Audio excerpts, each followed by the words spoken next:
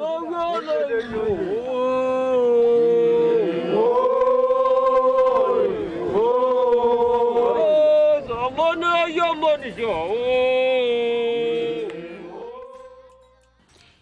traditional Samburu wedding is characterized by exchange of gifts and rituals between families of the bride and the groom.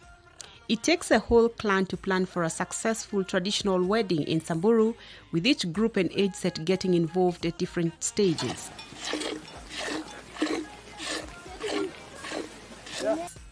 Instead of chasing the latest wedding trends, Ellie and Steve decided to go and have a Samburu cultural wedding in Marsabit County in Kenya in the small village of Karare. First, Ellie, with a different background from the Samburu culture, was to be adopted by a Samburu clan different from her groom's, Steve's clan.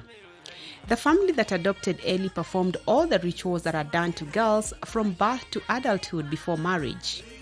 This guarantees the new family power to bargain and engage in negotiations with the groom's clan. In Samburu culture, a girl is a sacred asset to the family, and any negotiations about her marriage may or may not consider her consent.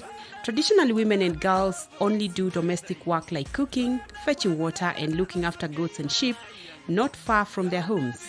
They also construct houses for the family.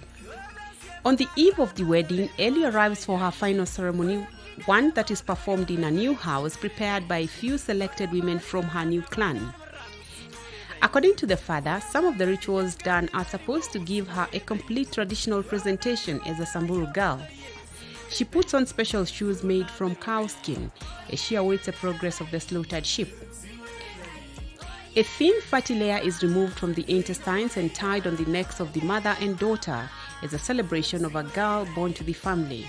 This is the beginning of an official bond between Ellie and her new mother.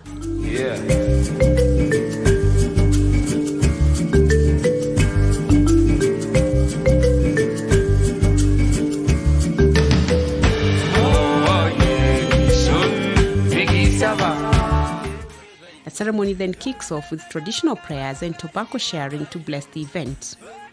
The bride briefly leaves the house as preparations continue till the following morning.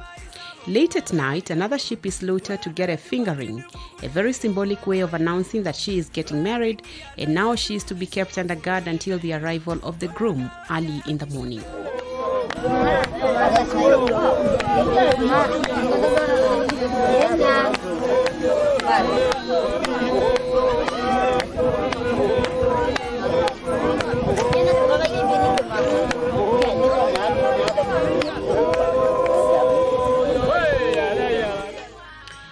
As the bride continues getting prepared, the groom, Steve, is being decorated for the occasion by the uncles at his mother's house from 4:30 in the morning to start a journey with other warriors escorting him with the bride prize to Ellie's family.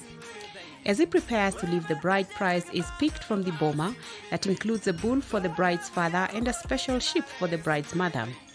The group starts singing as they walk through a guided path with elders leading the procession to the bride's home. On the way, they sing special Samburu wedding songs. The whole village is woken up to join them. This is also a way of inviting the community to the wedding.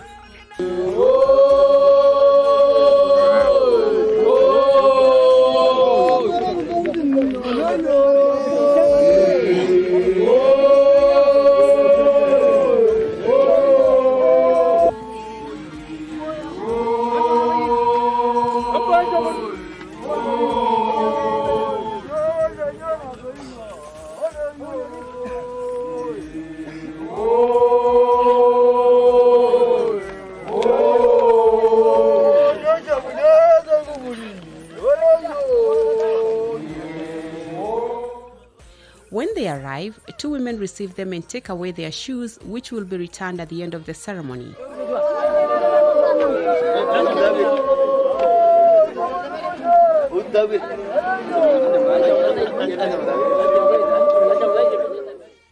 To slaughter the bull, several men carefully bring it down, minimizing the struggle or kicks. The groom then spears it on the head before the crowd, confirming he is the one going to marry the girl. This marks the climax of the wedding ceremony, and no other man can claim to marry Ellie, as in the Samburu culture, the bull is only slaughtered once for a girl to get married. Marriages here are made complete only by the killing of the bull in the witness of the clan elders and those present. Meat from the bull is shared and only eaten by specific elders from the bride's clan as a way of celebrating their daughter's wedding, with some selected pieces taken to the bride's house. The bride inside the house continues to prepare as she waits for pieces of meat to be brought in by the groom and the best man. The groom's team prepare to deliver the meat, and through a process carefully monitored by elders, the meat is carefully taken to the house and hung on the wall by women tasked to handle it.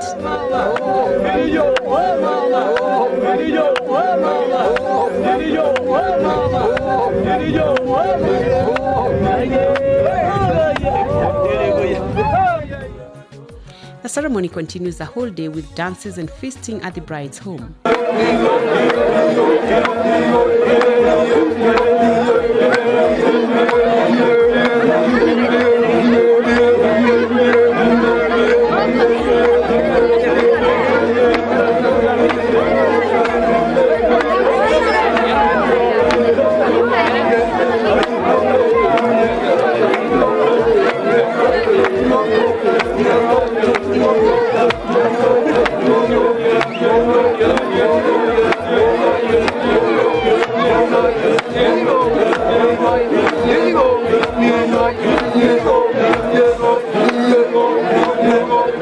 Later in the evening, both families meet to advise the couple and finalize on bride price sharing. A brief ceremony is conducted between the groom and the mother-in-law, known as name calling. Special names are mentioned, and from then on, they will not call each other by their official names. Poder. Poder. Poder. Poder.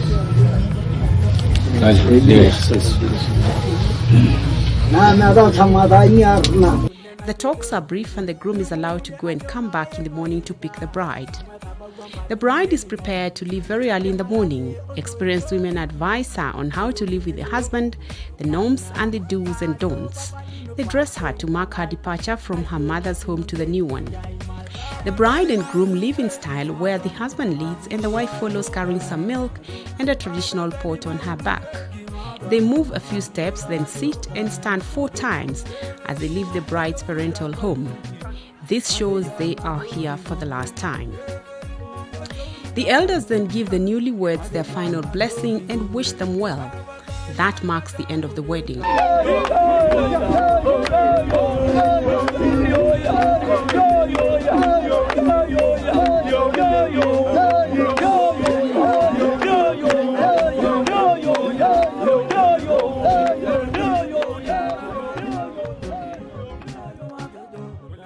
The couple receives long sticks.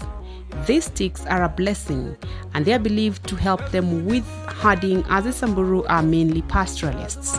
The sticks are also a symbol of unity and long-lasting bonds. When they reach home, the bride gives milk to the young baby of the household to show care and responsibility. Then she goes to be shown her livestock as a sign of starting a new life.